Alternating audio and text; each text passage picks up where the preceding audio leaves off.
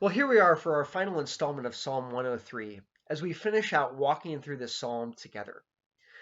Sometimes we call God a big God, and that's certainly true, but a big God can sometimes lead us to thinking about God as being a generic God.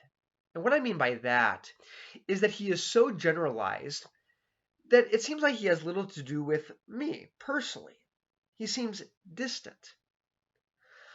An example where this comes to mind is when a politician might say something to the effect of, well, of course, a politician is an easy target.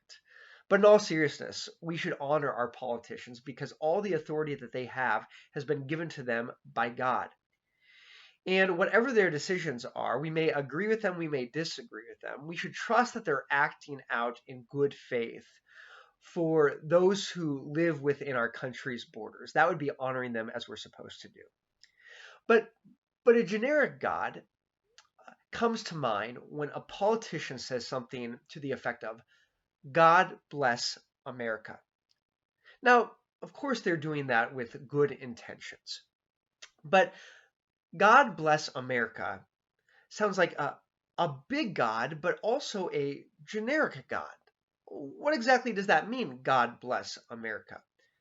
Does that mean that we're hoping that the stock market goes up with his blessing? Well, I suppose that would be a good thing.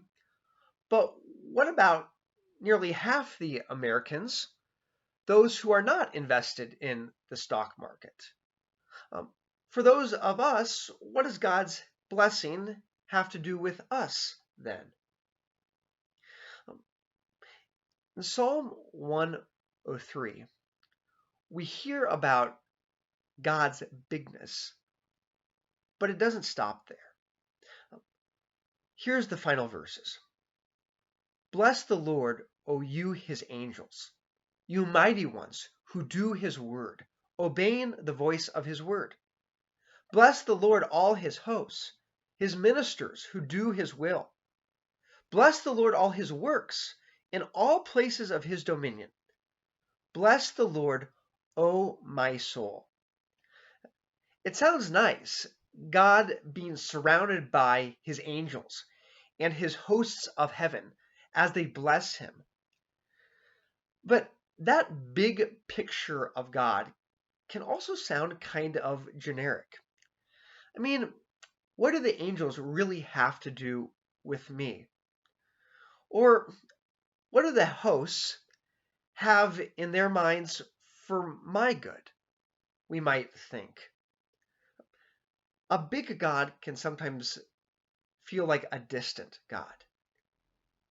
But then the psalm brings it a little nearer. Bless the Lord, all his works, in all places of his dominion. Well, the stars and the galaxies are parts of the works of God. And then even a little closer yet, the earth and all creation within it is part of the dominion of God. And then lastly, bless the Lord, O my soul. Ah, that's right. Bless the Lord, O my soul. Because God has to do with me. He gets involved in my life. And that's what this psalm has been all about. God's involvement in my life. In fact, he's so involved that I can't possibly forget his benefits toward me. That he is the God who forgives me of every one of my sins. He heals me of all my diseases. He's the God who redeems me, who makes everything right in my life.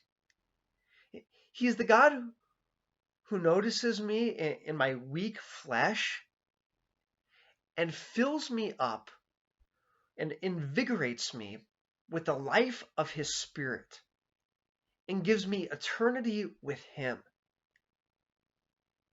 Yeah, that's the God of Psalm 103.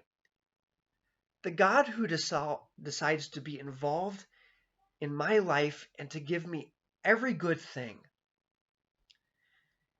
You know, When we begin to realize that about God, how involved he really is, it's not such a bad thing. In fact, it's a very good thing that God is a big God.